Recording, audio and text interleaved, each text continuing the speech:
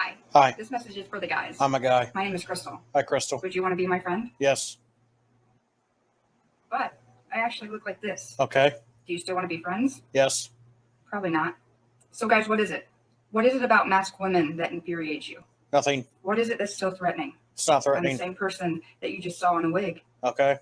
I really want to know what guys' thoughts are behind this. It's fine. So tell me, guys, what is it? Take one, and we're rolling. 1, 2, 3, 4. 10, 9, 8, 7, 6, 5, 4, 3, 2. 1 second, please. Going to my mind's going blank now. What I can't remember. I'm gonna lose track. My mind's going blank now. What are you talking about? What the hell's going on here? Where the hell are we? My mind's going blank now. I can't remember. I don't know what the hell he's talking about. What am I doing here? My mind's going blank now. Where am I heading? I keep forgetting I'm president. Where am I? No idea. I just came from a one-on-one interview with Vice President Biden.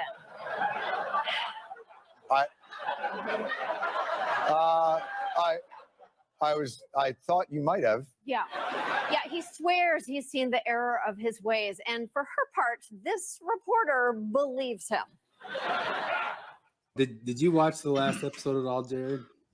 No, I started it and then it's kind of a whole different subject because here mostly is talking poker, but then we wanted to keep going on it because like this huge cheating scandal happened in the poker universe, and we thought cheating in general, because I mean it doesn't have to just be poker, but there's 2 major cheating scandals going on right now, one in chess and one in poker. No, didn't you hear about the bass fishing scandal? Yeah, that's what I was going to say. I forgot about that one.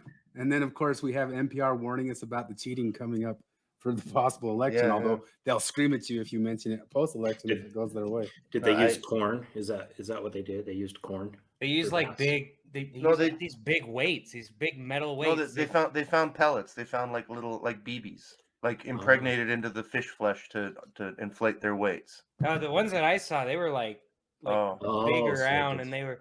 It's funny because the guy's just standing there. You can see his jacket full of sponsorships, and he's just like dead-eyed, and everybody's just yelling at him. I saw the video of that too. That's one I can't believe they got away with. I can't believe they got away with because they confronted them right at the place where they had the fish, and he's just standing there like, How did they get away with that one? I don't know how they, because these other ones kind of have tech possibilities behind them. They're not even really captured for sure yet, but we know. Like I think everybody kind of knows that something happened, and they just kind of know off of the concept of the situation that something had to have happened.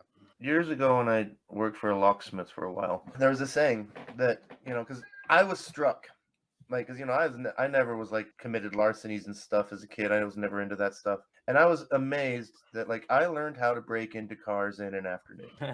That's how long it took, You told me forever ago, all our security is just a big illusion. Yeah. And then like when I learned to pick locks, like my boss gave me a pick, a practice lock, a DVD. 30 minutes later, I picked the lock on my house. Like that's how easy it is. And there's a saying in locksmithing that locks don't keep criminals out; they keep honest people honest. That's really what it's about. And like because like the example he gave is like if you're walking in like a parking garage, and there's a car with the window down and like $100 bill kind of hanging half off of it, that's kind of free game, or even if it's not hanging out, even if it's just an open window and it's just sitting on the chair, that's just reaching in.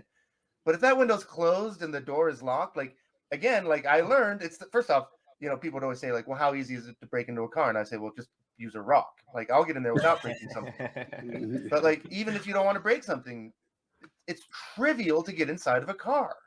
It's the simplest thing. But locks keep honest people honest. That's the point of them. Yeah. After this recent stabbing in Vegas, I don't know if you guys saw wild. I watched the video. The video of the guy running away. The vape shop owner? No, the girls on the strip. Yeah, the showgirls got stabbed. They were just out in front of the wind dancing, and some guy ran up and stabbed like 3 of them. Actually more people. Yeah, he killed 2 people, I think, and then 6 were wounded overall. But after that stabbing, my friend made a comment. We just need to tell people that killing other people is illegal, and then let them know. Maybe some common sense knife control or something like that. I don't know. Maybe that's what happened. Teach men not to stab. Maybe that's what happened in these cheating scandals that maybe nobody told them yet that's you can't do that. Yeah, that's one of the most naive things you ever hear is that teach boys not to rape. And I was like, I was taught that, and it was like I was taught not to hurt people in a lot of different ways, and I never did. Yeah. You want to know who teaching people not to rape people? You want to know who isn't affected by that? Rapists. They don't. Yeah. What are they going to do? Be like, I didn't realize it was illegal. I wouldn't have done it. At all the liquor stores in Utah, and then on the highways and on the freeways, they have these ad campaigns that are publicly funded, and you can see how much money they spend on it. And it's ridiculous. And there's these dumb ads, and there's the cutesy poo things about like, don't give your kids alcohol. and it's just the dumbest thing because, like, with my friends, like I was thinking about like we want to do like this sketch of like there's a guy standing in line at the liquor store and he's on the phone. He's like, yeah, no, that's okay, honey. I'll stop at the store on the way home. I'm just picking up vodka for the kids. So I'll be there in 30 minutes. And then he gets up there and he sees the ad. And then he goes, what am I thinking? It's a Wednesday. I can't get the kids drunk on a school night, And then he puts the vodka down and leaves the store. Because obviously you don't get your kids drunk. And nobody's going to see that sign and suddenly come to the realization, like, oh, I shouldn't do this. I saw a sign in the liquor store when I walked in once, right? And it was a picture of like parents, and it said, "Parents, the number one reason kids don't drink." And I swear to God, for a split second, I thought it said, "Kids, the number one reason parents drink." So it was kind of funny. This was just in the Salt Lake Tribune today. If women are the subject of objectification by the people around them, it's not their duty to stop it by covering up more, says a gender studies professor at the University of Utah. Let's look up how much she earns. So gender studies professors now are advocating for women to walk around naked. Yeah. Well, I think it's because it's not sexualized. It's not inherently sexual. That's my favorite word game. Is that they'll flip it around on you and like they'll be walking around in a public area wearing a thong and pasties, and we'll be like, hey, can you maybe not do that around kids? Like, you can't control your thoughts. Like, no, it's not that. It's just that you're in public. Well, what a thong and pasties aren't inherently sexual. Like, okay, fuck you. Oh, there you go. Like, speaking of which, like if we go to the famous hand that's caught for cheating, I mean. This gal in the middle of it, I mean, she might be part of that Salt Lake Tribune article for all we know. Like she's half dressed at the table half the time that she's there. But did you guys all watch The Hand? I did, but I didn't really follow it. Yeah. I want to see a recap because I just cheated. It's a 15-minute long video. This one's just a recap from the actual channel. This whole channel's in trouble because part of what they're worried about is that there's some sort of tech collusion with the channel helping her out. Yeah, because you think because there are cameras looking at the cards. It's just there's cameras looking at the cards.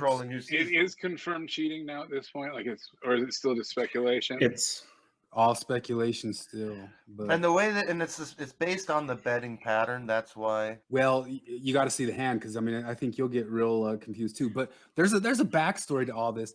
The past several years, they've been talking for a while that there's not enough women up at these high level tables, and they need to do something to wage create, gap.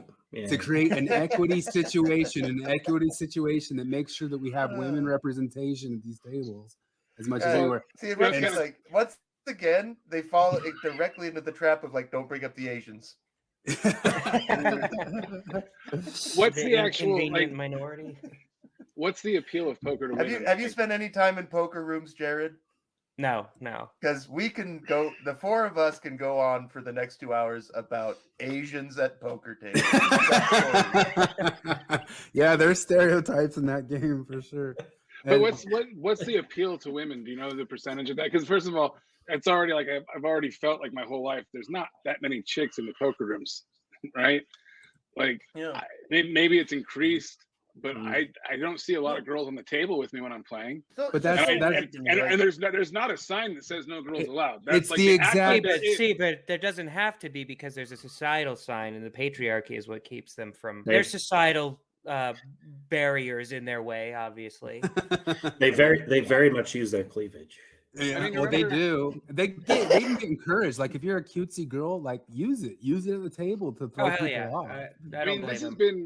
been the case with like all other areas of gaming. You know, D&D's had this problem. Like, we were begging girls to come play when we were It's younger. it's the James Damore problem. It's the James Damore problem. It's since the James forever. Damore. Sometimes women are a little bit different than men problem that we're acting like is this huge discovery now. They Chris, don't you know- prefer. They don't like to. They don't love to do this game on the tables. They don't like They to gun don't. at each other's I mean, throats. And in there's addition, some. 'cause- There's some. In But addition Chris to used the to joke with me the all the cute, time. the cute girl thing works, but you know what else works at the poker table? The nice little grandma. Oh, yeah. We've all run into grandma at the I've poker been table. beat yeah. by I've been beaten by so an true. Asian grandma pretty hard. But that's Jesus, the other thing Eric. too is That was that day that because I cracked everybody up because I said to that the one lady, I was like, oh, you remind me of my grandma, and then and then she said that's nice. I'm like, yeah, she also took pleasure in beating me. what's funny though is that there were women all along. There were a couple women who Yeah. got kind of famous No, but back like, in the why day. does There's this Annie matter? Like, I Duke.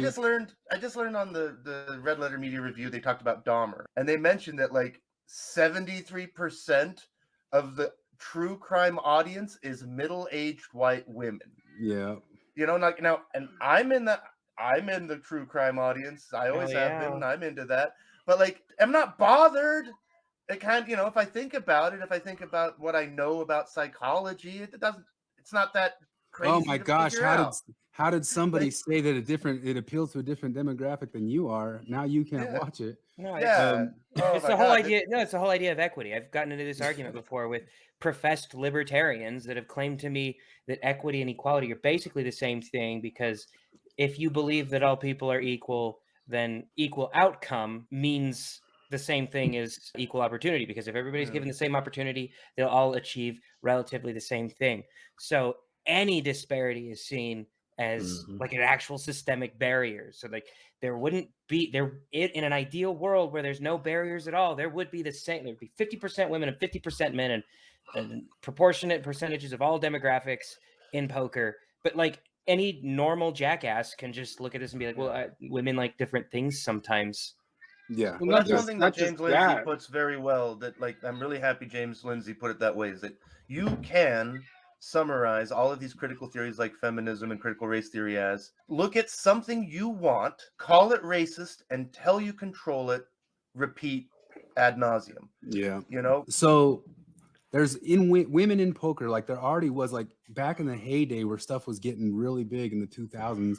There's Annie Duke, there was Jennifer Harmon, there was all sorts of women who competed at that top level, and you never quite understood like why, but they said it needed to be equitable. It needed to be the exact same. So there might be I don't even think in the poker world there's people daring to say this, but some of the collusion might be behind the studio saying if we have these poker tables, it would be better if we had equitable representation at these tables, women who could actually compete, so our TV show goes better. So they're thinking more about the TV show than about the thing. it's just quiz show. It's quiz show.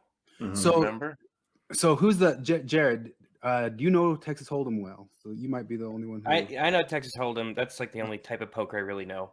Yeah, well, that's all it says. So this situation here is, I fast forwarded towards the end of the bet, but this guy here had an 8-7, 9-10 open-ended straight flush draw, right? Okay. So he was betting it like crazy all the way down. He flopped an open-ended straight flush draw, which just is a huge draw. Yeah. But it didn't hit anything at zero, but it's a huge draw. It's like he was high percentage to win, so betting like a maniac made sense. She had Jack 4, which is zip. She had no draw, no pair, nothing.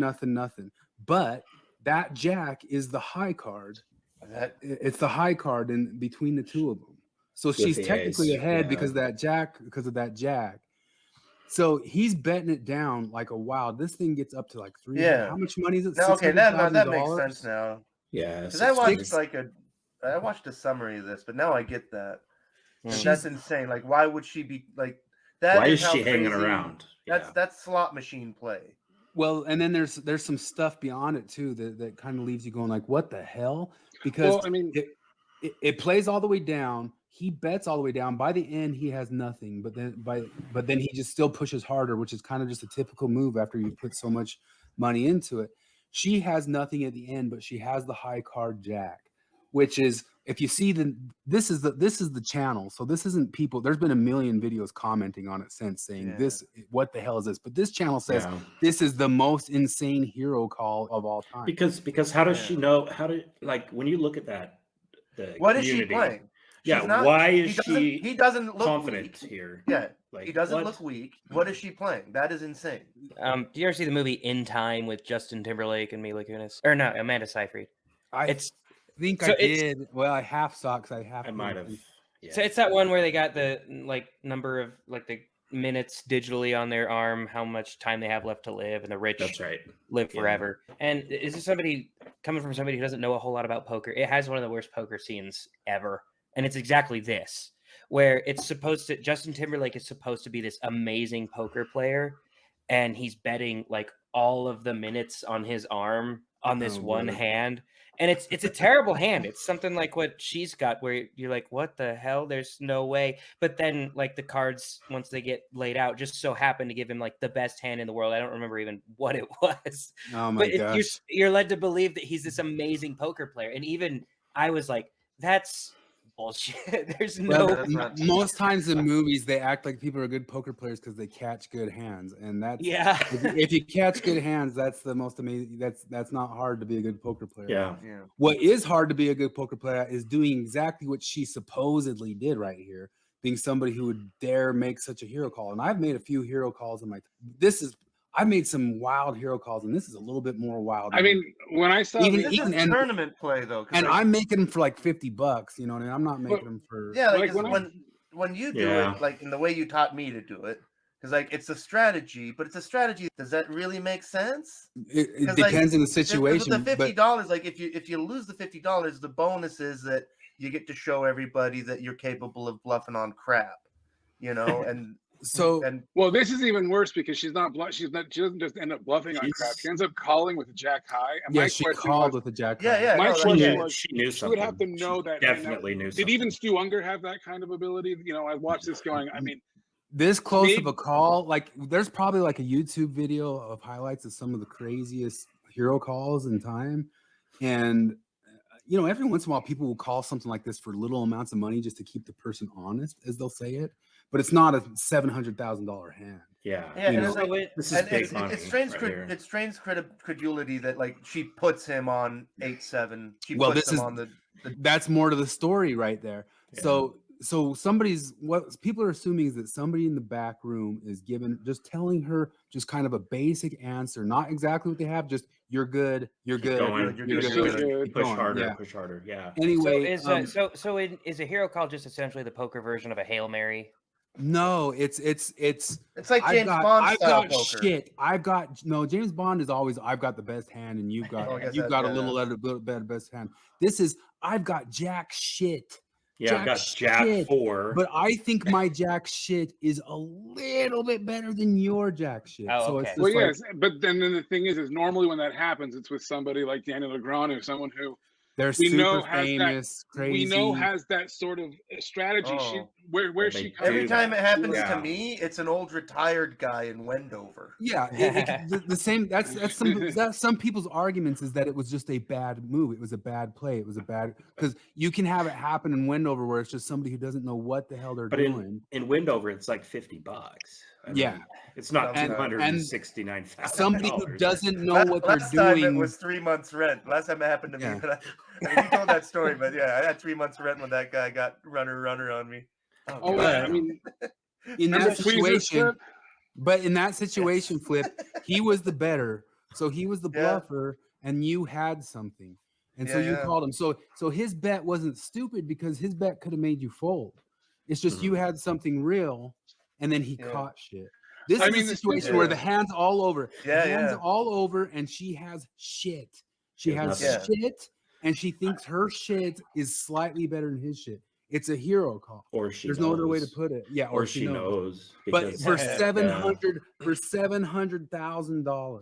So she wins basically just by luck. Like she had jack high, but immediately afterwards, She had jack high because his straight didn't hit and his high was just 8 high. Oh, okay. So he had the straight So he had a flush good draw. chance of his straight 7, hitting. 8, 9, 10, and because it's a straight flush draw, he's got like so many outs. He's got like 50% of the deck. If Any one of 50% his of the deck cards hits too. any one of those cards hits, or even one of his pairs hits, he wins the hand outright. And so it's like Any he's betting club, like He he might he has 0, but he might bet that hand against somebody who has pocket aces because that something ace. Yeah, because That's a something hand like could every- hit. any of us would be. He had a drooling ton to of get a hand like outs. that. Because like not only like there's a ton of outs, but it's a really good hand for drawing people into big pots. Plus, you know? plus, when you're the It's a- aggressor, you're always able to make the person fold if you're the Well, aggressor, and that- especially if all they have is jack high with no Yeah, reason to be in there. Exactly. She's got Yeah. no reason to call anything. She's got no reason to call. She's got no pair. She's got no anything. She's She not doesn't have a chasing draw. anything. She has Yeah, no there's draw. no draw. And so by the end of it, she calls, and then after she calls, she just kind of doesn't make any sort of reaction. Like, how would we react if we had like the craziest call of the universe for $1 million almost? But Yeah. also she says, "I thought you had ace high." What? Yeah. Yeah, Which Ace means high, you would have ace lost. high That's not even- wins. That's Ace high a canned wins. answer. Yeah. Yeah. Ace Like, high. if you thought so that, you would have she's- folded. She's Ace- betting. She's making this hero call on the jack high, and she On the thought jack that high. he has ace high. That was her explanation right and after. there's Would've Not And been an a only- ace pair of hit on and the ace hit. and the Yeah. ace hit. Like, not only would ace Holy high be shit. behind her, like, so she gives this explanation, like, no, Yeah, the there's a- explanation.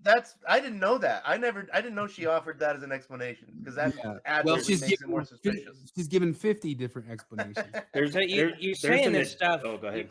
You're saying all this stuff, and all I can already hear Anna Kasparian in my head explaining how you wouldn't have even like thought if it was a man that did it, you wouldn't have even been suspicious. So Jared, once again, you have imagined correctly, and the poker world, like all other worlds, Jumped all over has that narrative. those narrative. Anna Kasparians in it, and they've Yeah. had it in there for a while. I'd love And to then- think No, that I'm. Anna Kasparian is right because I have seen this hand played like that by a drunk Asian woman. Well, but That's here's the the other thing. point.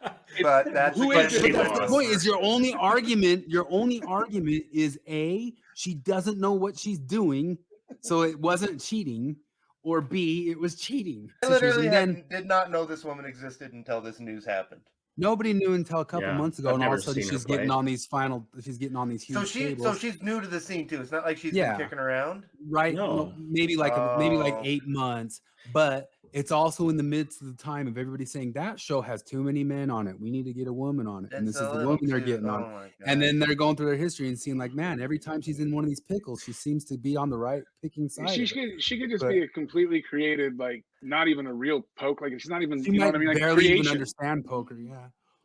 She's Well- just there. I mean, look at her. I mean, Oh, I was gonna say, have people dug up other games that are suspicious? Yeah, or- they've dug up other Mhm. times that whenever she's in a pickle, she seems to be on the correct decision of it.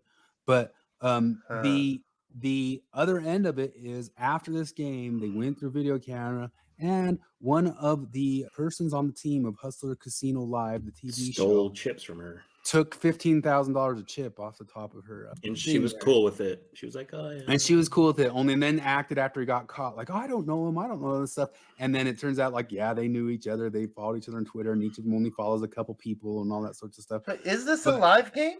It's not It's a live tournament? game. Yeah, It's it's live. live Oh. on Hustler. That's So dollars. they're not even That's dollars. particularly. Oh, Mhm. Jesus. That's They're real not money. even good Oh, cheaters. She made that. That was a $700,000 call with Jack High. So okay, so he took $15,000 of her chips. Yeah, After, a guy like- from the like on camera? a guy from the audio team on camera. Holy Mhm. shit! Like I would love to watch a movie about successful poker cheaters because it'd be interesting, like the crazy stuff that they go through. But like these ones are like the Home Alone robbers equivalent to poker cheaters. When you're not They're playing for part of any other money, places' slots. when you're not playing for any money, it's easy to call with Jack 4. You know that's Yeah. the whole difference is when you're playing for $700,000, it's really hard to call with Jack 4. That sort of deal.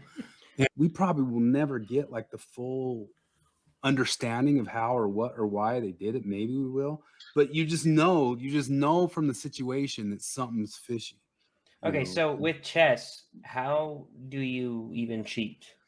So this one, Lots there's a of ways. lot of different Same question. thoughts and ideas, and there's a lot of different people who put out different videos and ideas of saying that this guy's probably got like some sort of way that somebody's sending in messages to him on how to cheat with the bot. And now they're putting these tournaments on like 15-minute delays and stuff like that if they're being broadcast anywhere.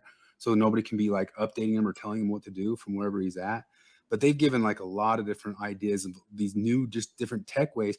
And one of the reasons they say it's, I mean, Magnus, the guy who's like the current champion, says it's like an existential crisis because the AI chess bots have gotten so much better than humans that if you can figure out some sort of way to have them tell you what to do, you can become the master chess guy. And the only reason they think they know that this dude cheated here, you can watch like the whole tournament, but the only reason Magnus thinks the guy cheated, Magnus is a longtime guy, is just they know each other's ratings, they know each other's styles, they know each other's abilities. And by tournament, he said, that's not your level. And that's which one in this video are they saying cheated? Was it the dude with the big bushy hairdo? Bushy hair. That guy? And he's been caught cheating before when he was younger. He admitted to cheating on chess.com, which is the easiest thing to do in the world, obviously. So nobody knows exactly how he's cheating. The only thing that know is that this guy knows chess well enough and is he's the current Bobby Fischer guy, that he was like, that wasn't you. Like, I know you, I know what you do. Like, it's all just based off of knowing what they know about like a person's ratings and their abilities and all that sorts of stuff. No, like I've watched a lot of chess games reviewed of different kinds, and you'll hear commenters talk about, you know, especially like online chess games that are suspect, where they'd be like, this is a computer move. Like, human beings don't make this move. This is a very, deep thinking like type of move. And because it's something they talk about and have been talking about for a long time. It's just not come out at this highest levels until now. Yeah, the thing is, like also because like the guy, like, he's shot up in like the last few months or something. It's like the rate at which he got here is also highly suspect. Yeah, they understand each other's ratings well enough that they know right about what they're expecting with each other's ratings, and then all of a sudden for him to jump, he jumped like, you know, from a 1700 to like a 2800 in a single game. He went from AA to major leagues in less than a season. Like, it just doesn't happen. Yeah. Like Wow, that's crazy.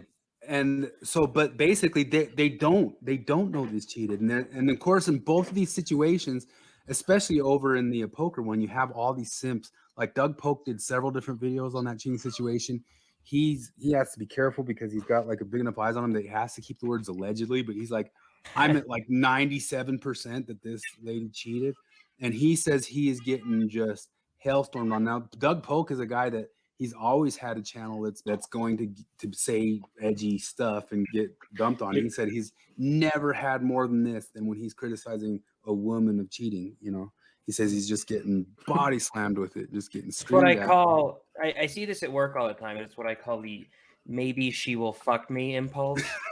And it's unbelievable to me. And maybe there's more to it than that. I'm sure there's a lot to do with the actual league and money they could make and stuff like that. But at work, I see this, and like, there's nothing these guys at work can gain from being enormous simps to these to the women that they are. But like, I seriously think that these guys in the back of their heads are like, maybe she'll fuck me one day. She replied. Or even just like a broader thing that there's a community of people and there's women in that community, and some of the other women will see in that community that he defended the woman. So it might not be her specifically, but they're trying to show it to some woman somewhere. Like, look, I defended the woman's on a.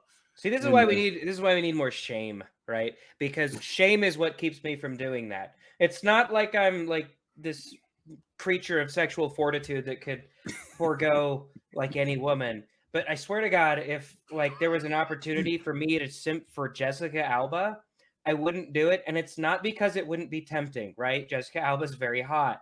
It'd be very difficult to walk away from that. But I would be so like preemptively ashamed of how stupid I would look simping for a woman that there's no way in the world. Can I ask a question? Because maybe I've seen the word. What is simping exactly? It's when you just kind of fall all over yourself to try to like It's There's an a- A woman's internet. approval. There's a It's young comedy. people speak for when about it. you're when men are nice to women because they think that they're going to gain something from the women for it. But it's like overly nice. It's you're It- treating it them initially- different. You're treating them better than you would treat a man in their position. You're laughing know, at jokes that aren't funny.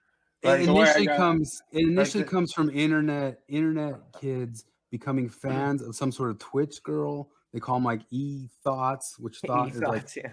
that hoe over there. That and hottie they get really over mad there. if you call them hottie or hoe or whatever. But they especially started getting onto their only subs and stuff like that. So somebody who really got called a simp was somebody who'd start paying and sending money to these different online women who just were never going to even recognize them very much beyond seeing a dollar sign or something like that. Yeah. And so then they start thinking that they're kind of in with that woman because they sent her $500 and they barely even register with her at all. There's that too. No, this is because it can get extreme. I don't remember somewhere. I think in the Midwest, there was a case in America where like a young man started. There was a Romanian cam girl, and he started sending her money, and he went full on bonkers and spent all of his money, then started stealing his parents' money, and then started doing credit card fraud, and then ended up committing murders, murdering his family, all to keep sending money to this Romanian cam girl. And when the trial came up, somebody contacted the Romanian cam girl, and she's like, "What? Who? Yeah, That who? guy?" And she barely even registered that she got hundreds of thousands of dollars from that guy. She's No, like, it's something that's been around forever too. It's not new. But it used to be sort of limited to strip clubs, because you could find stories from before cam girls were a thing of men just going nuts over strippers, showing up to their work on their off hours and bringing them flowers. Show me her vagina. It's a real thing. It's like a connection. The only time I went to a strip club, Chris Hanna was there. Jake, you were there, right? And it was the funniest thing in the world because you were just so fucking hilarious because the girl was shaking her ass in your face and you were just sitting there going this happens to me every day. That is honestly the only time I've ever been to a strip club. I'm Elma. That was the one time. But if I really shared the story, I'll never be invited on Midnight Mormons again. I know. So we went one time, and it was because we have this friend who's just he's an actual hedonist, I swear to God. And he was getting married, and he had his bachelor party, and he's like, he begged us to go to the strip club, and none of us wanted to. So finally we did. And so we go to this strip club, and he's telling us he's obsessed with strip clubs. It's unhealthy, and he hands us each $100 in ones, and he's like, "Here you go. Here's your allotment." I was like, "I'm not gonna do any. I'm gonna sit to the side and not pay attention." He's like, "Okay, but if they ask you if you want to dance, then you gotta tell them you don't have any money." I was like, "No, I'll just tell them no." He's like, "Yeah, but they'll keep asking." He's like, "I don't think you understand the high that I'm gonna get rejecting beautiful women. It's gonna be." And it was amazing. Money? You should have just held the money and clutched it. I had it sitting on my lap.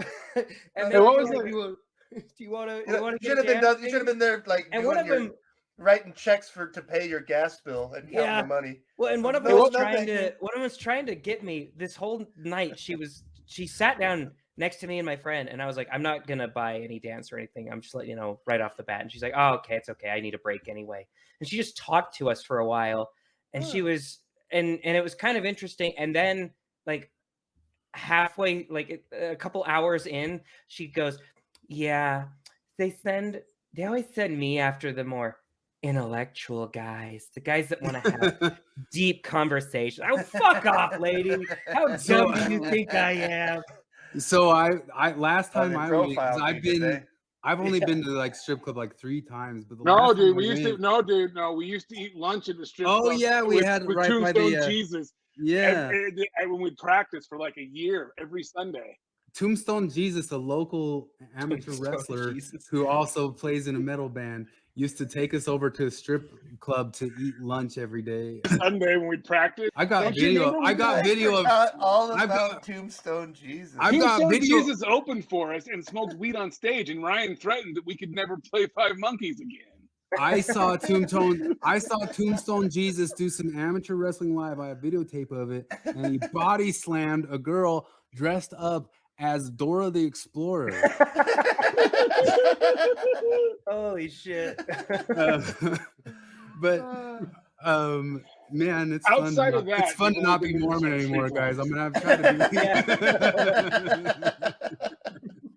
be poker and strip clubs and Tombstone Jesus and amateur wrestling and I didn't get to see it. My boss just went and saw a show called Mac Sabbath. It's heavy metal cover jokes, but it's all fast food. Everybody's dressed up like, the Hamburglar and stuff. And they do all this kind of wacky stuff. That's a real thing that happened, apparently. He showed me pictures and everything of it. He said, it was actually a really great show. They're like some LA band. And, they do kind of a Weird Al thing where they do covers of, all the old heavy metal songs, but, make them food themed. Have you heard of Beatallica? Beatallica? It's they have like they cover Beatles songs in the style of Metallica. Oh, and they have like their one song's "Hey Dude" instead of "Hey Jude." Hey They're dude. pretty funny. There's also little Kiss. It's Midget Kiss. Are we getting a special guest? I don't know. I think Jonathan just had my my pictures done. Probably that's gotcha. probably what's coming. Yeah, this Tombstone Jesus dude. Well, anyway, I was gonna go back to saying that the last time I was in the stripper club, like at night, they did send over some gals, and they started talking to me for a while, and I started. He just sent pictures of me. Okay, all right, we're gonna have to look at these. All right, hold on a second. You're gonna like this anyway. Yeah, you look badass. so the girls came and sat next to me, and before long they were all telling me like they were trying to simp in a different way. They were telling me their life stories of how sad they were and their boyfriends doesn't get it and beats them up, and they have 3 kids at home and all that stuff. And then I started feeling like guilty, like, oh my gosh, I gotta share some money with them or something like that. And I realized that they were for sure like doing what they do. Like they knew that they were doing that. Like that's a different angle to come and take everybody now. So now I'm like, don't go to strip clubs. You'll just get some sob story, dude. There was for a while a poker game at a strip club. Oh, it was at Trails. I don't know if you guys know what Trails is. Look at that. A little bit off, man. Who did that? Jonathan did. That's what he said was incoming. Did he take pictures of you? Look at that. It's got my hat like it's hair.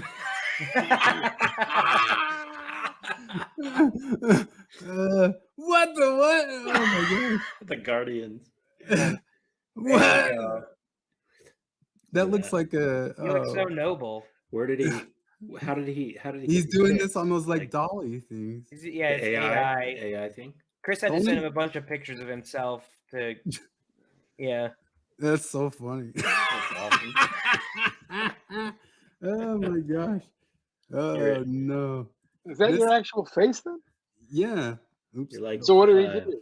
Well, he put it in he put it in the AI, and then the AI sort of gets several different angles on his face, and then he just types in. I'm pretty sure he just types in a prompt for the AI to do Chris. Okay, is that the same thing you were showing me, or is this a different one? It's the same thing. It's that same dolly one that we were running last time, but he's got a more fancier engine and can put in like some of our actual pictures in it. And get the dolly thing to start messing with it and giving us. He's got a couple more. He put you in Game of Thrones. It looks like, right? Is that something like that? It looks like Game of Thrones. As long as it's not those last 3 episodes. Chris is the king with all the concubines. Stupid and weird, like. Oh, this one. Oh my gosh. That looks like it's mixed with. Okay, hold on here. I have some video of Tombstone Jesus. Where's your Harlem? He needs to. You have some video of Tombstone Jesus? Yeah, of him wrestling. Oh, him wrestling. I'm trying to remember that song they had. I have a Tombstone Jesus shirt, dude. I have a Tombstone Jesus shirt right up in my. Yeah.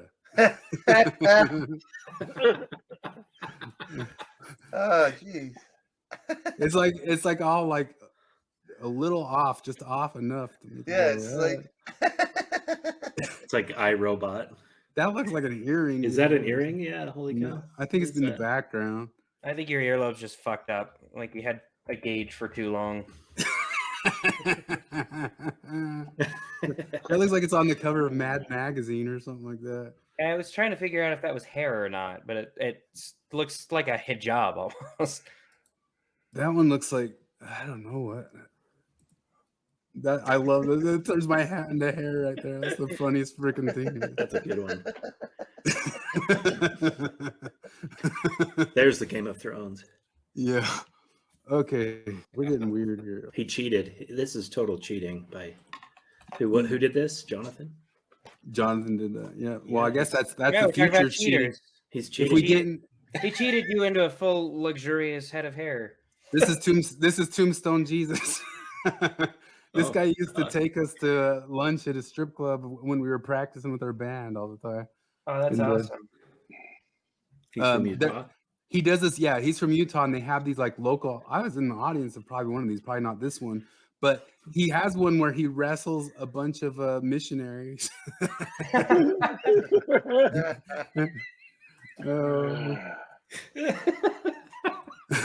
This is like little leagues. Tombstone Jesus. I just mean because you can't be Tombstone Jesus on the big leagues, can you? Don't you have to have a more marketable I don't know. name? This guy runs with it so much that maybe he could do it. Maybe, I don't know. That's him. But where's the? Oh man, I watched some wrestle the missionaries. I can't believe they don't have that on YouTube. It's gotta be there. Who won? Of course, Tombstone Jesus. Yeah. He cheated. The Mountain Metal Messiah. Is that actually an interview? Yeah, he was running with this name for his band way before he ever got into this like wrestling situation. Yeah, I remember them a band, not a person as a wrestler. That's funny. Yeah, he's been wrestling in this Devotion Wrestling Championship. I know the guy who does the fake refereeing for this Devotion. You remember Ian Flip? Ian from Utah Foods? This guy has a total Vaguely. Hulk Holy Hogan crap. stuff going on. his he totally talks like that and all that facial stuff. hair. Yeah, Hulk Hogan. God bless Manny. Let him keep making. It's amazing, I'll tell you. And there wasn't even a company 2 years ago. The thing is, like, he is this guy. He was exactly this guy. He'd be in there like playing his metal music about Tombstone Jesus. Most of the songs were about himself, like, "Oh, I'm Tombstone Jesus." And, Oh no, the one 24 steps to the liquor store. Oh, That was yeah. the big one. 24 steps to the liquor store. 24 Are these more on to go. Spotify? I don't know. I Anyway, remember right. The how song's did we about get- walking to the liquor store and then being too drunk to go in because he collapsed in front of the liquor store. Dude, How did we get onto Tombstone? You know who I bet never cheated? They took us to the strip club. They took us to the strip club. That's how we got on Tombstone. look at those real punches, man. He's Yeah, taking those it are out. I dead serious. I have it on my phone somewhere of the ones where they were wrestling the girl who her character was Dora the Explorer. In the scene. That's so Dora the Explorer. It's my probably- daughter used to watch that like daily, like all the Which time. one is the pile driver? And she wrestled a giant in it. It was like one of the funniest things. I ever Sniper, saw no in it. sniping. I've got You video guys of this ever- somewhere. You guys ever watched the Grown Up Dora that people made like years ago about her being all grown up and messed up? Oh, Have you guys seen the Aqua Teen Hunger Force episode? yeah, that's what I was thinking. Where she's shooting a porn with the map. Yeah, like she's grown up and Yeah. like it's all just it's all Aqua Teens. They just, So, They're like, here's how it I was really gonna went. ask, Similar, have shooting- you guys seen the Bible Fruit episode of Aqua Teens? yeah, That's Yeah. I've seen all of Aqua David Teen. Cross, Sarah Silverman, like because I think they perform under pseudonyms, but it's David Cross, Sarah Silverman, and John Benjamin as the Bible Fruits. Oh, that's It is, yeah. classic. so I can see how like you can cheat in poker and chess, but did I see that there's cheating and fishing? Yeah. Yeah. Yeah, This let me guy- put that video. He like put a bunch of weights inside the fish after he I'll got pull it. it. I had that Yeah, video he just going. yeah. implanted metal balls. Oh, We're so in it's not. It wasn't cheating to catch the fish. No, Yeah, no, it's it's just just, No, it was Way to more. weigh them. well, it's Yeah. I listened to an analysis of this, and they were talking about how stupid it was to even try this because Stupid, like, except like it's professional professional worked for a while, fishers- didn't it? yeah, It but like worked the, for- he did too much, is what they're saying. To try it this much, because fishermen, like they're in these professional, they can look at a fish and they can be like, that's a 7-pound fish. And if it comes out being 12 pounds, they're gonna be like, okay, fuck that. Yeah, something's fishy. This is that. No This one is ever when he's said getting confronted. Hold on, let's listen. I didn't see. I never saw this video. Jeez. Yeah, there's they're a fucking bad. ton of cheating going on these days. He is a competitive. Yeah, people are getting smarter, but like so, a lot of the different things. This is kind of more of an analog one, but a lot of the different cheating things coming up because we're seeing all these digital options to get into cheating. Yeah, but like AI. So that's what I was saying. Is like someone just said that like the reason this guy got caught is because he was cheating too much, and that's we were saying before is that cheating too much, and that's what I was bringing up about that Mega Millions thing.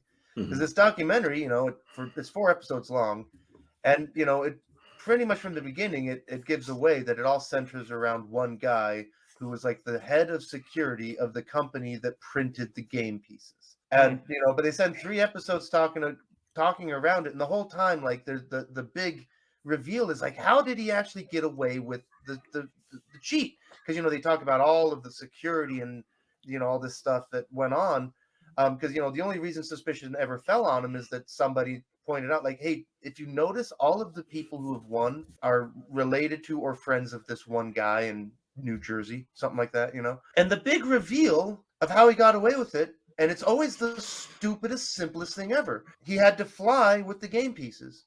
And he flew with like a suitcase, you know, handcuffed to him like the nuclear football. But just somewhere in an airport, he would go to the bathroom.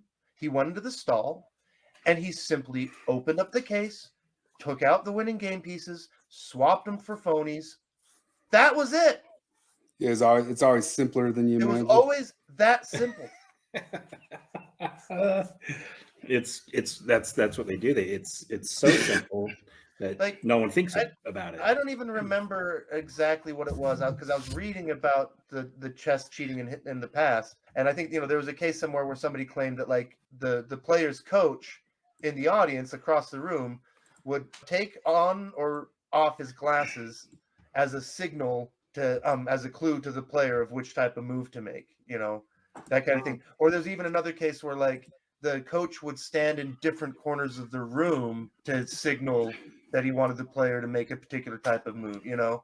And so like, it's stupidly simple in the end. Every time these things are revealed, it's never Ocean's 11. It's always just the dumbest thing. Yeah, that's so true. It's so funny. Well, I mean, like, how easy would it be with this poker thing if there is a camera guy behind it? You just have one of those, you know, like when you're eating like at the Brazilian restaurant and you have it flipped on green, and if it just stays green the whole time to the river, you're good. I don't know how they did it, but it's just not. Yeah, stupid. it's just not that hard. Yeah, they have a studio that's in there watching and able to see the cards.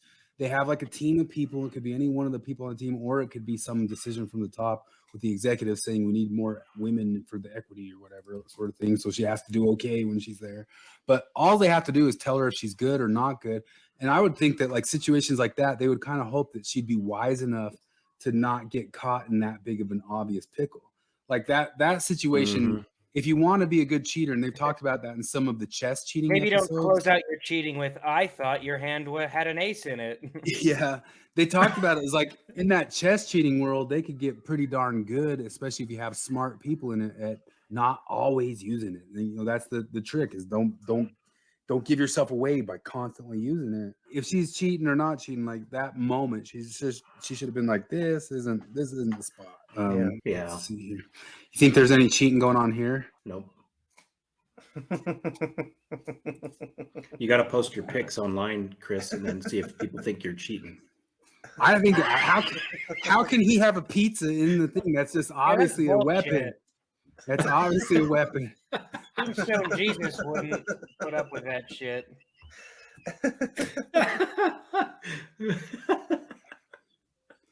No, he didn't. Oh, come on. Oh, you can't trick him into taking the pizza. The pizza has to be an extension of your arm. Get the pizza. Get the pizza. Oh my goodness. What is this? So the question of cheating here is that real dough? Oh. I don't know. It's holding together pretty well. Yeah, it's proofed really nicely. Do you remember when like wrestling? Do you remember when wrestling went through that entire thing that they had to like declare themselves a sport or entertainment, and they didn't want to declare themselves a sport, so they gave up the ghost and said, "Okay, we're entertainment." I had a neighbor who like totally convinced himself that wrestling was real, and he would argue with me like all the time that they really hit each other. Yeah, in Because childhood. I remember having these arguments as like 8-year-olds. Yeah, but back talking in the about an 90s. adult male human. It was he was 13, 14. Oh, okay. But he was so convinced it was real. He wouldn't. He watched it every Saturday. They had the WWF. I remember specials and. I was just the told Rumbles. it was fake. Like my dad, I remember he told me it's fake. That's stupid and fake, so I never liked it. Yeah, I was told it was fake when I was young. Like as soon as I learned a lot Hanna of was people fake, are I just learned into it. Like the point is, you pretend, but I don't know. I was never into it. He believed that they really hit each other with the chairs, and it was real violence. I mean, it's strenuous on them. Yeah, for what sure. I've learned is that like it is a skill. It is Yeah. very physical. It is dangerous, and you can and do regularly get hurt. They had you to can't practice. be They are like, not really They had to fighting. practice a lot. You're Yeah. not really you can't fighting. be in my shape and do it. But that's because like everything I just said is like also true of ballet. Mhm. Yeah, So, yeah. like, No, they're so great that's- performers. They're amazing. Yeah. You watch. and They're they get flexible, injured they're- routinely, you they're know. strong. Yeah. But I mean, they do There's a good Mickey Rourke and movie, stuff. The Wrestler. That is a good movie. And kayfabe is a big part of a recent. There's some video on the screen of the pizza guy still going. Sorry. He's the pizza wrestler.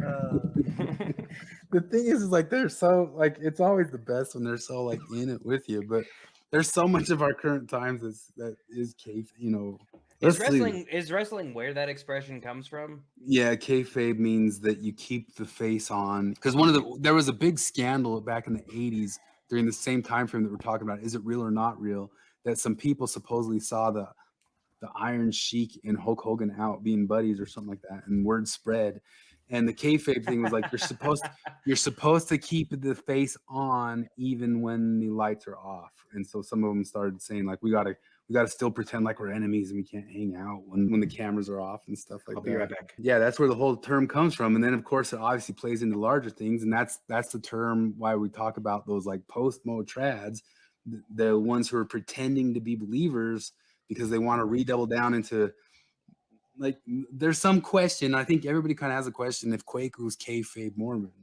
I think the more I watch him, I think he's like half kayfabe and he half like really believes. But yeah, Dan McClellan is for sure. Yeah, Dan McClellan's kayfabe Mormon. I don't. So what does think he believes it for a kayfabe second. mean? Kayfabe is that term in wrestling of like you keep the face on. You keep. Keep the face on. That's what. You don't pretend. You don't stop the pretending. You keep the. You're supposed to keep the story on and alive, whether the cameras are rolling or not rolling. Kwaku is borderline kayfabe Scientologist, so. So they start saying that like a lot of the not post Mormon, like they call them pomo trad, like the postmodern trads. A lot of the people who kind of buy into the thing of nothing's real, so we're just going to kind of make things real that we pretend to be real and want to be real. There's a wing of the right wing that says we're going to just double down and kayfabe pretend play that we are religious, kind of the Christian nationalists, the theonomy, the what are they that are all kind of advocating for kings and all that sorts of stuff. They're completely doing like a 4chan kayfabe. Like they don't really believe it. I don't know. I think that lends to believing it. I've had a friend where like he would send me all this 4chan shit and he would joke around. I don't know if you joke around about something and like the Jews did it or whatever so long, like eventually you just start believing it. So now you get all these people who unironically start believing that the Jews are behind everything. Well, you get into that Sam Hyde meta irony with all that stuff where it goes all the way around of like you can't tell if they're being joking or serious, or they're joking and serious at the same I'm time. going to commit a crime. And you remember iDubbbz did that video about this is what the meta irony is. It's like we come all the way around that we're going to hold our real position. We're going to hold it as an ironic position to just kind of play the internet.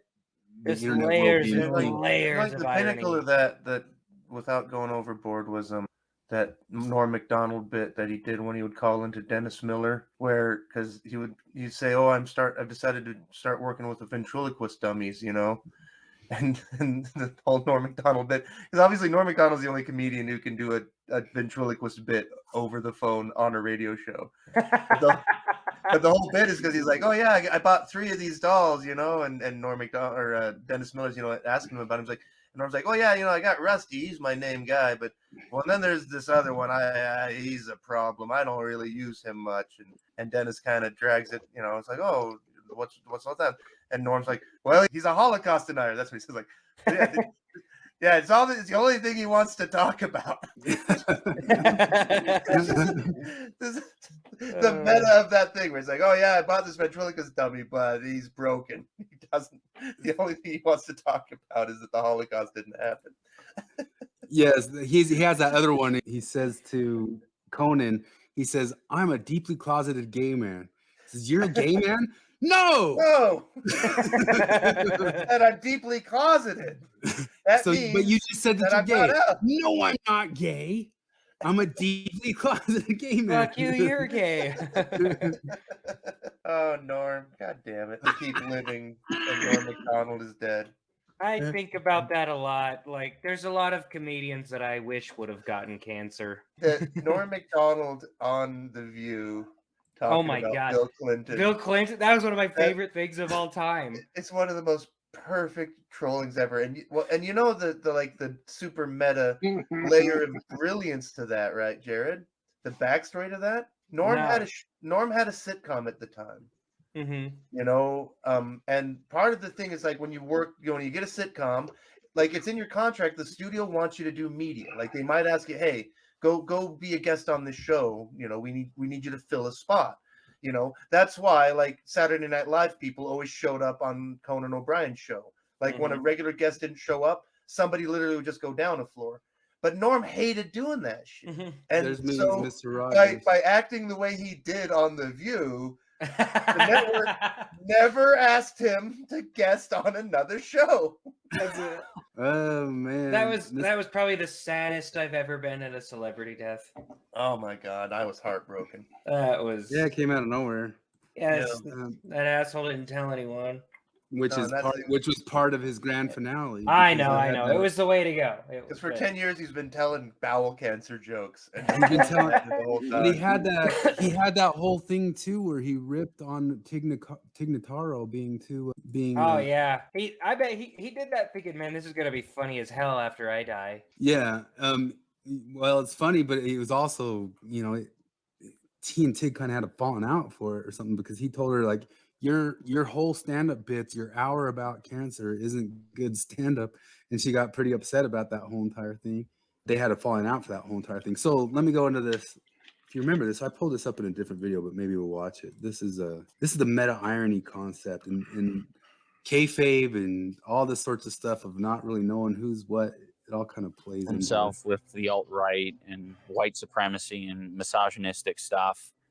It's hard to write off any of the ironic stuff as just ironic. Whoa, that's right. Because hate is whack. My race is done. You're inheriting the earth along with some other undesirables. And that show was on. That show was on Adult Swim, and then it got canceled because of Tim from Tim and Eric fame. Is this a comedy? It was. The Sam Hyde had his whole comedy. Okay. It was called what was it called? He had an Adult Swim show. Yeah, and it got canceled because of Tim from Tim and Eric. They had this whole falling out because of it. Because they said that his racist jokes didn't belong on the air or something like that. It was called $1 Million Extreme. It's called $1 Million Extreme. That sounds exactly like the Eric Andre show. That's what it looked like to me. It was the Eric Andre show exactly, except done by Sam Hyde. I'll show you a clip from it. He's got this one about bullying. We need more of it all of the time. I'm gonna say, it's a good one. But I want to take a few minutes to talk about irony. I wish there was a perfect way to explain to you guys why talking to Sam Hyde is frustrating. Not only to a person making a documentary about. I'm just saying, like, think about like Kwaku a little bit with this. Although Kwaku, Yeah, I like, watched the documentary. I think Kwaku he's somewhere on the spectrum, because I don't think he's just ironic. You know what I mean? But that's kind of what he's saying a little bit about Sam Hyde too. He Him, claims. but as a guy who doesn't actually know Sam on a personal level. There's a level of this too where iDubbbz is like, this is kind of dangerous, but there's a level of me that's like, chill out on it. A lot of people probably refer to irony as having metaphorical layers, but irony exists in a circle. This is the circle of irony. At the top of the circle of irony, you have sincerity. You can't have any amount of irony without some sincerity behind it. Here's an example of a sincere thought. I don't like eating shit. People who are not being ironic say sincere things like that all the time. You might say that it's the default way to say things. The next rung on the circle of irony is just called irony.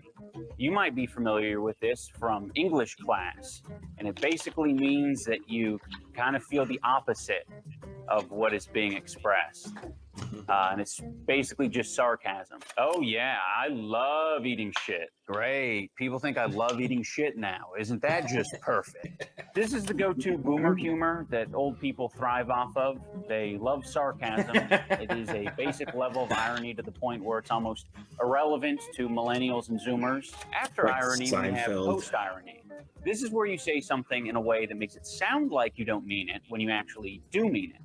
In other words, you're using irony to make a joke about how you're joking. Oh, I don't like eating shit. Oh, me? Oh, no, I don't like eating shit. I hate that. I don't like eating shit. I don't like eating delicious, creamy shit. Stop saying that about me. If you put a pile of shit in front of me, I wouldn't devour it like an animal instantly. I wouldn't Like a be doing it. dog. This is probably the most popular form of irony in the modern generation. They're basically parodies of memes. So you have to already know what irony is to appreciate or begin to appreciate post-ironic humor. And look, there's no more room on the circle, so we must be done.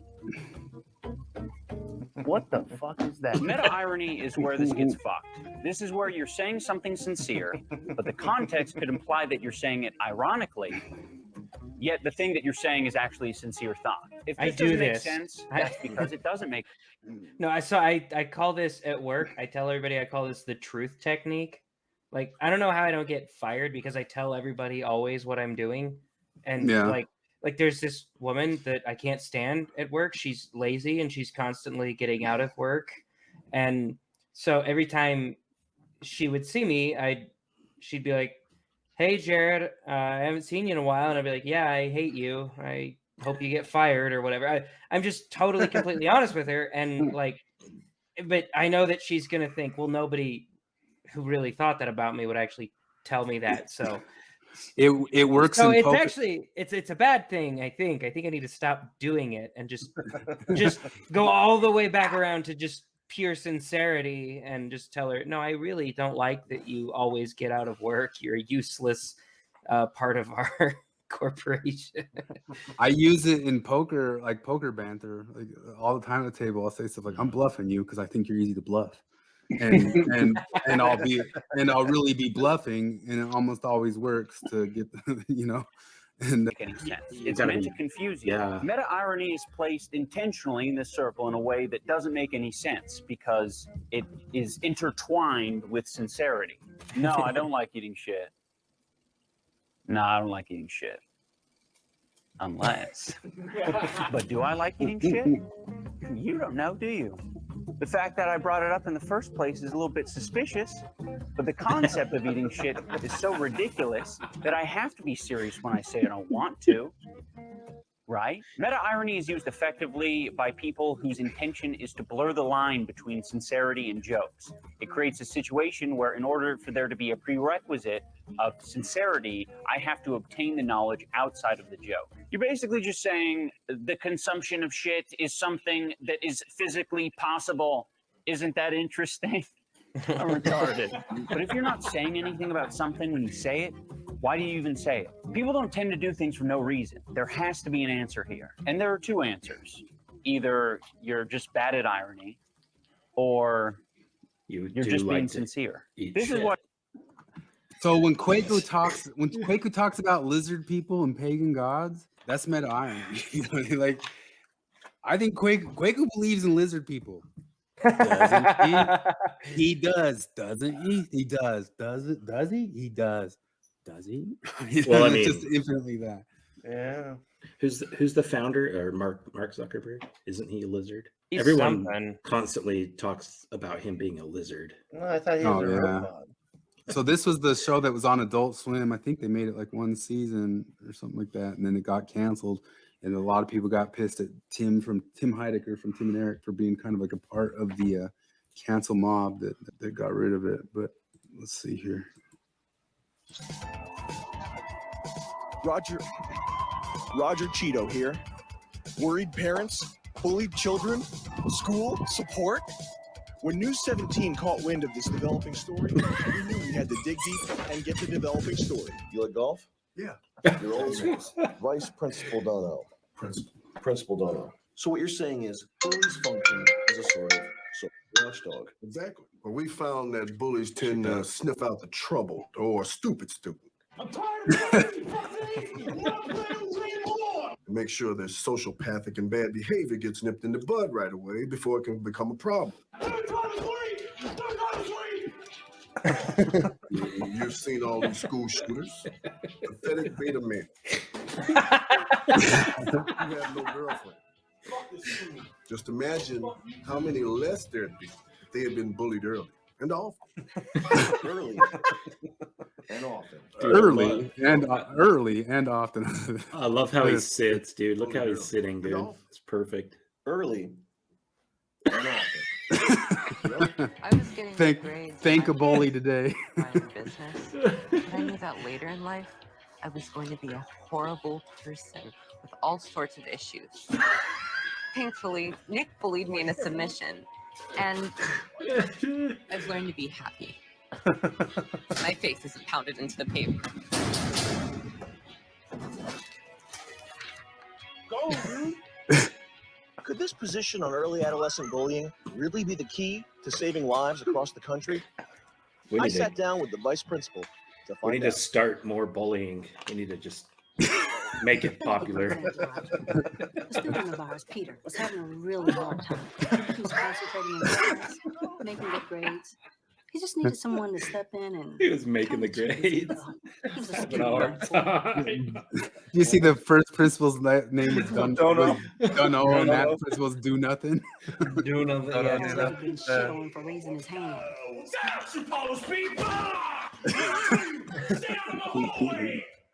know you can't be a fighter. He was having a hard time making the So what you're grades. saying is that Peter, after having been pushed into lockers and having been called a chicken nugget scoon, is actually doing better than he was before. Yes. Just wish more of these urban underperforming schools would see the light, so we can all be equal. Yes, make them all equal.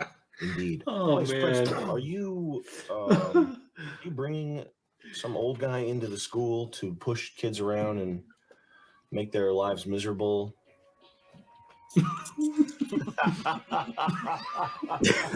Vice Principal, it's been a pleasure. My pleasure, Roger.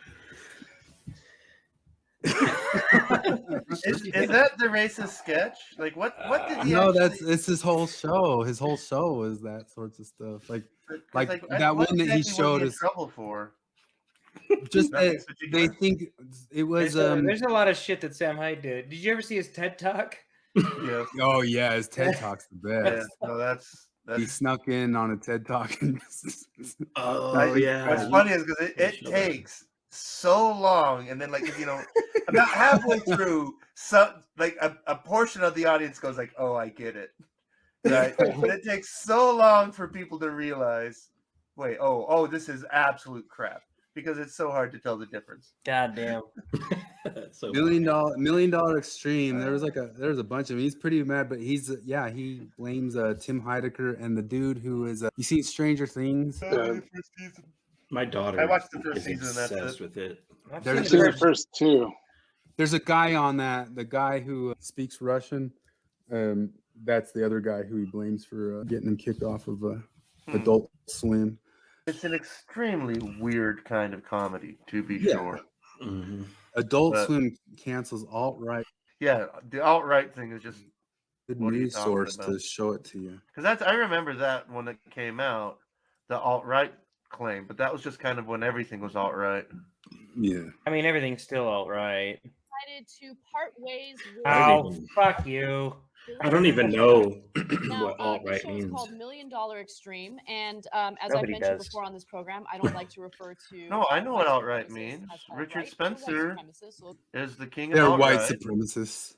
But Richard, Yeah. So according to Richard Spencer, alt-right means you voted for Biden and Yeah. you are pro-choice. So there you go. So since I'm getting Sam Hyde said I'm getting tired of seeing burkas in video games. Oh.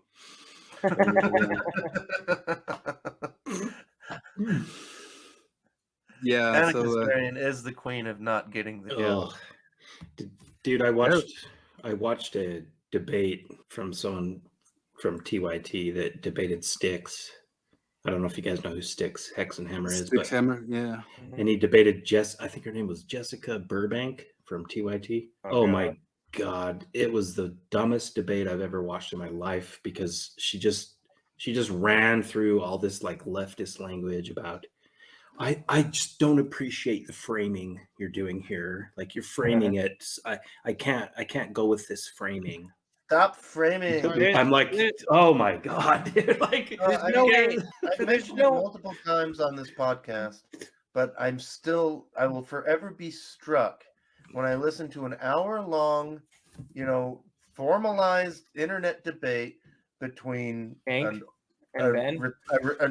approaching retirement American economics professor and a fucking video game Twitch streamer on the subject of economics, and the Twitch streamer shellacked the frickin' PhD economics. Talk about Destiny, right?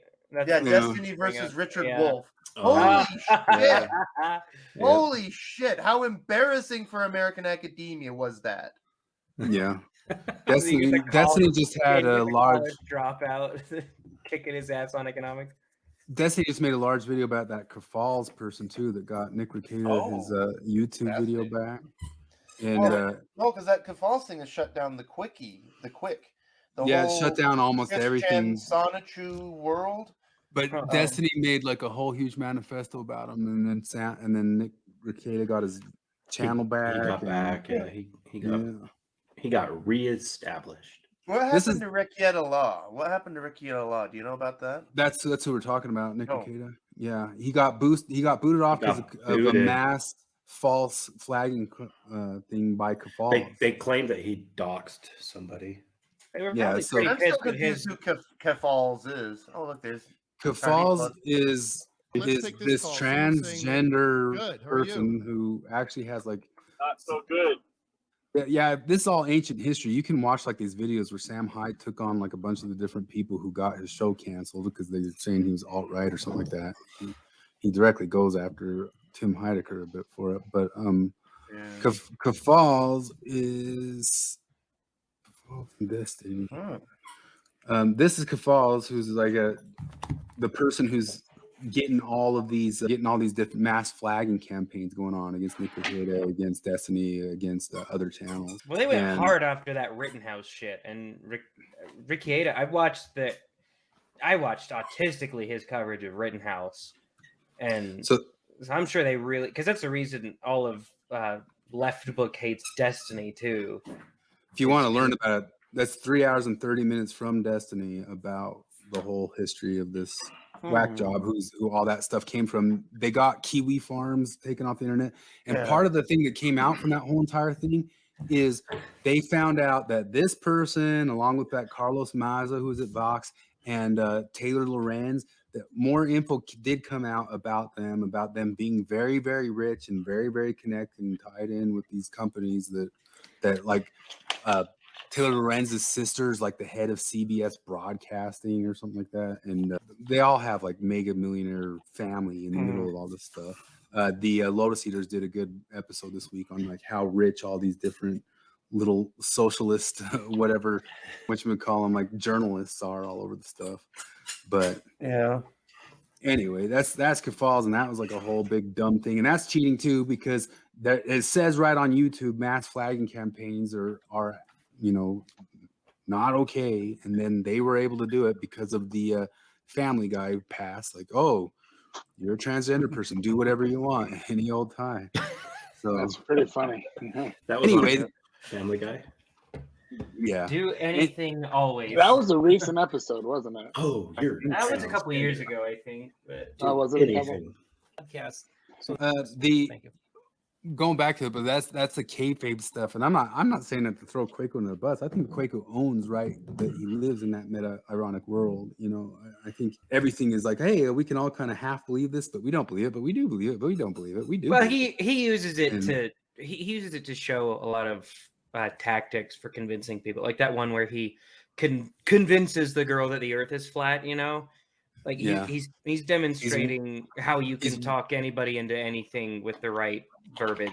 He also admitted that he wouldn't be Mormon if it weren't for the fantasy stories. Yeah, he likes the occult. He likes all that occult stuff. The deal is that he believes in most of the occult stuff. He had a video this week about all the pagan gods were also real, which is kind of interesting because I saw Doug Wilson also kind of try to say that too, that they can like look in the Bible and say that all the pagan gods were real. They've just been sidelined, and kind of interesting thing. But you never know like how much they do or don't believe that different type of stuff. So why do you think it is that it doesn't bother me that Kwaku does his thing and says insane shit like Thor exists and Scientology is real or whatever, but this Lefty stuff does bother me? Like that's John a good Williams question. and them.